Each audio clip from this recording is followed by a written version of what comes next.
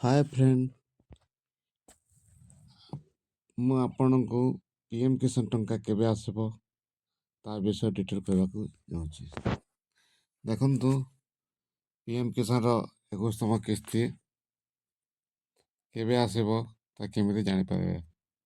ମୁଁ ତାକୁ ପ୍ରୁଫ୍ ଦେଇ ଆପଣଙ୍କୁ ଦେଖାଉଛି।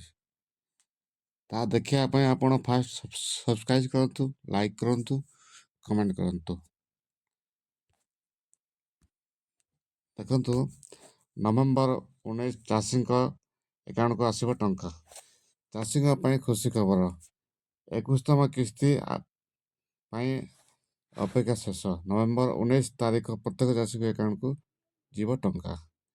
ନୂଆଦିଲ୍ଲୀ, ବିହାର, ଓଡ଼ିଶା ଉପନିର୍ବାଚନ, ବିଧାନସଭା ନିର୍ବାଚନ ଫଳାଫଳ ଦିନ ପ୍ରଧାନମନ୍ତ୍ରୀ କିଷାନ ଯୋଜନା 21ତମ କିସ୍ତି ପାଇଁ ଅପେକ୍ଷା ଶେଷ ହୋଇଛି।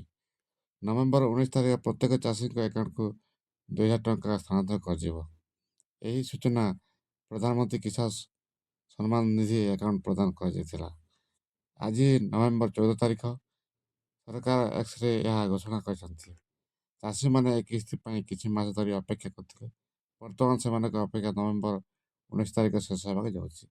କାରଣ ସରକାର ଏହା ଘୋଷଣା କରିଛନ୍ତି, ତଥାପି କିସ୍ତି ସ୍ଥାନାନ୍ତର ବିଷୟରେ ସୂଚନା ପ୍ରଦାନ କରିବା ସହିତ ସରକାର ଆଉ ସୂଚନା ମଧ୍ୟ ପ୍ରଦାନ କରିଛନ୍ତି। ଏହି ସୂଚନା ପଞ୍ଜୀକରଣ ସହିତ ଜଡ଼ିତ। ପ୍ରଧାନମନ୍ତ୍ରୀ କିଷାନ ଯୋଜନା 19ତମ କିସ୍ତି ଉପରେ ବଡ଼ ଅପଡେଟ୍। ପ୍ରଧାନମନ୍ତ୍ରୀ କିଷାନ ସମ୍ମାନ ନିଧି ସରକାର ଏକ୍ସ ହ୍ୟାଣ୍ଡେଲ୍ 21ତମ କିସ୍ତି କେବେ ଜାରି ହେବ ବିଷୟରେ ସୂଚନା ଦିଆଯାଇଛି। ପୋଷ୍ଟରେ ଲେଖାଯାଇଛି, ପ୍ରଧାନମନ୍ତ୍ରୀ 21ତମ କିସ୍ତି ତାରିଖ 19 ନଭେମ୍ବର 2025। ଦୟାକରି ଏହି ଲିଙ୍କ ଉପରେ କ୍ଲିକ୍ କରନ୍ତୁ। ଦେଖନ୍ତୁ, ପିଏମ୍ କିଷାନ ନିଧିର ट्वीट कराई वीडियो देखिपारे। पीएम किसान की जीत की किस्त के बारे में आपने सुना क्या?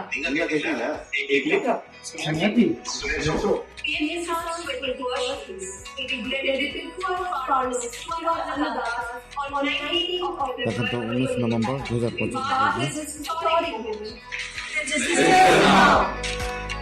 प्रधानमंत्री किसान हिताधिकारी तालिका ऑनलाइन किपर जांच करेंगे।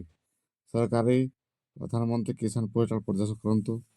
होम पेज रे कृषक कर्नर विकल्प पर क्लिक करंतु।